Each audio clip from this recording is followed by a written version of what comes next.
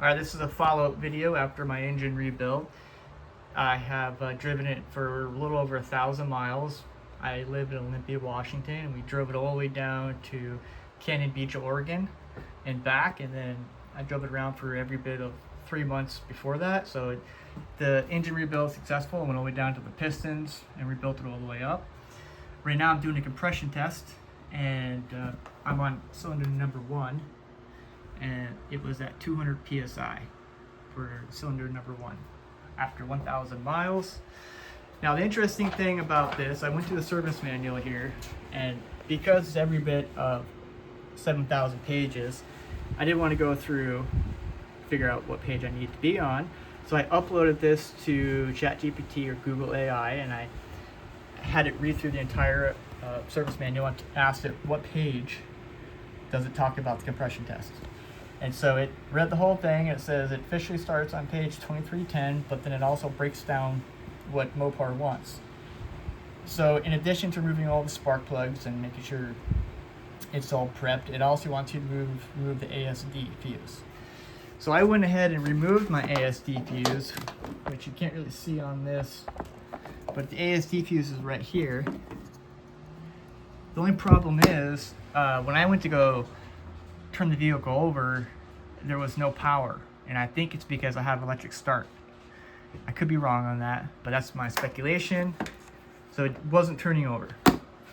So I put the ASD back in here, so it just means it's going to be spraying a shitload of fuel. But there's no spark plug, so there's no spark. But I'll go ahead and get back in the vehicle. Let's see. Turn it over.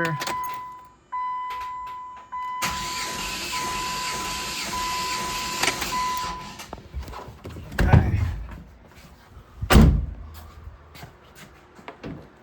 That is 200 psi.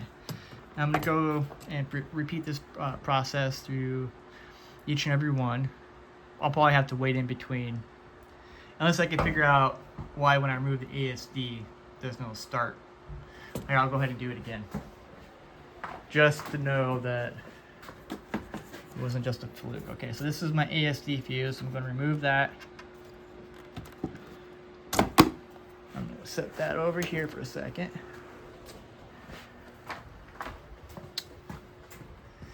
Then I'm going to go back into the Jeep. Attempt to turn over.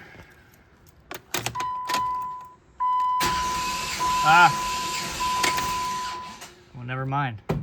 So there must be a grounding issue. All right, so this is the Jeep, and I also did an oil pressure test about a week ago, so well past 1,000-mile marker, and it was at 60 psi. So everything about this engine rebuild was really well, so I want you guys to know that it worked really well for me. And if I can do this, I'm telling you, anybody can do it. What I can recommend, if you're going to do an engine rebuild, because when I first looked at the engine here, like anybody else, unless you're an experienced mechanic, this was pretty damn intimidating. I didn't really know what I was looking at. Before I put a wrench on this, I did about 400 hours of research. I knew every single part, every single bolt, from the top all the way down to the piston. I knew about the ring gaps. I knew about the types of the bores. I knew how to measure the bores. Everything you need to redo a piston, the connecting rods, and it takes a lot of research, but it's there. It's on YouTube. You can go through the service manual. I use the service manual quite a bit. And if I can do this, anybody can do it. It's where the fear comes in. The uncertainty is one, lack of experience, unless you're a professional.